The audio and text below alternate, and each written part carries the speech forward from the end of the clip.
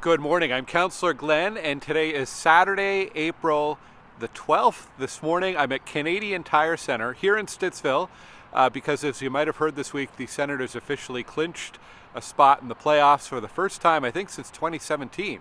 So the NHL playoffs are coming back to Stittsville, and it'll be great. You know, springtime playoffs is a great tradition in Ottawa. We haven't had it in a few years, but it's great to see the success of the Sens so far this season. All right, lots of updates today. I wanted to start by giving a special greeting to everyone celebrating Passover. Today is the first day of Passover, so best wishes to everyone celebrating in our community. There are a ton of events and activities going on today. I'm going to list some of them, and for more information, you can go to my website at glengower.ca/events. So here we go. In and around Stittsville, there's an Easter FUNdraiser Market. There is a Canada Seniors Council Seniors Marketplace.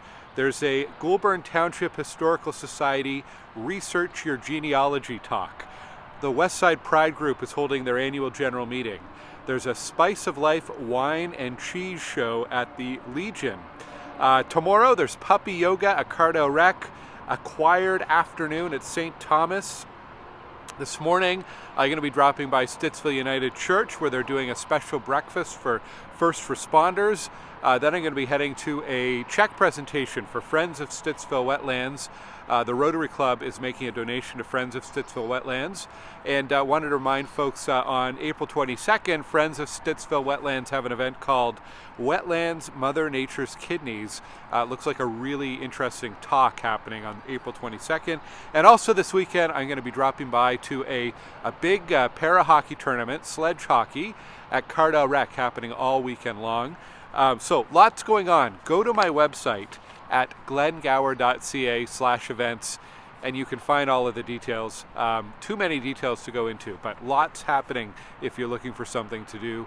And many of the events, there's no cost or a low cost, so that's great too. Locally, other things happening and coming up. We are in our Spring Cleaning the Capital campaign. Lots of groups have already signed up. I think around 50 groups so far, which is great here in Stittsville. So get your friends, your family, your neighbors, your workplace, your school, get them together. Go to ottawa.ca/clean, and there's a map there where you can pick a location to clean in the month of April or May. And we'd really like to see every park and every green space spoken for, and we're well on our way. So thank you to all the groups who have already gotten themselves organized. That's great. Speaking of cleaning, this week, City of Ottawa street sweeping will start. So it'll be ongoing over the next few weeks, cleaning up all of the dirt, the salt, the sand that accumulates through the winter months. So that's good news.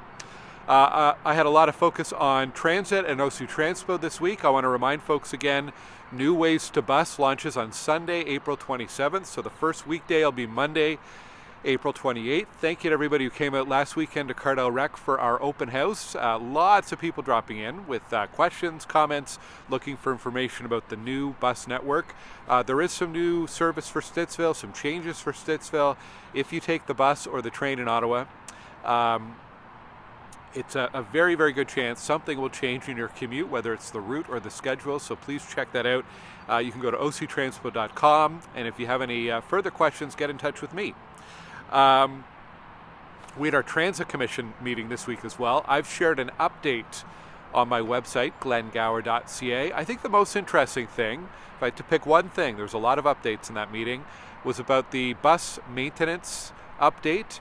We've got a big problem with an aging bus fleet and delays in receiving our new electric buses. And it means basically we have issues having enough of our fleet on the road on any given day to deliver the service, and that's what's leading to a lot of the cancellations. We also have an issue with hiring mechanics right now, so there's work underway to mitigate all of this, but there's a lot of different factors leading to a shortage of buses, and that's what's causing a lot of the cancellations and delays that we're seeing. So more information on my website, and if you are a bus rider and curious about what's going on and what OC Transpo is working on, please check that out. And also on Monday, I was really happy to attend the Transecure and Safe Driving Awards. This is honoring, first of all, the Safe Driving Awards, drivers with years and years of safe driving records. We honored some drivers with over 40 years of a safe driving record. Pretty incredible. And the Transecure honors employees who go above and beyond. They're out there every day. They're the eyes and ears in the community. They're out there almost 24 hours a day. So they see a lot, and they've helped people having a seizure. They've helped people maybe who have had an overdose. They've helped lost children reunite them with parents. So all sorts of ways that our OC Transpo employees go above and beyond. It was great to celebrate with that group. And you can see some photos and find more info on the OC Transpo website as well.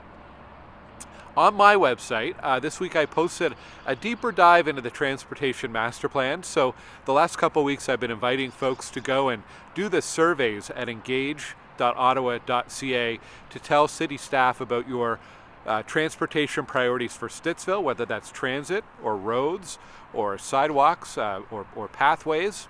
But I thought it'd be helpful to give you a little bit more context because there's a lot of information to sort through. So if you go to my website, you'll find a deep dive on the transportation capital projects, what is planned for Stittsville, what it means for Stittsville, what is not on the list, maybe it should be. And anyways, appreciate any of your comments, and I do encourage you to fill out the surveys as well. On a planning and development front, the major update we posted this week was for 1174 Carp Road. This is one we did a meeting on with the developer about a year ago, where they shared some preliminary plans.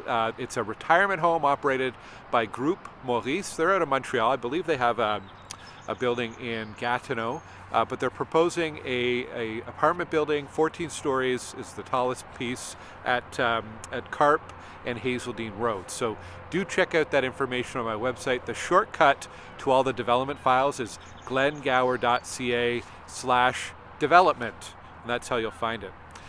That's it for me today on the updates. Next weekend is Easter. There will be some schedule changes for the city. I think I'm going to take a pause and not do an update over the long weekend next weekend. Thank you for watching today, and go Sens Go. Take care.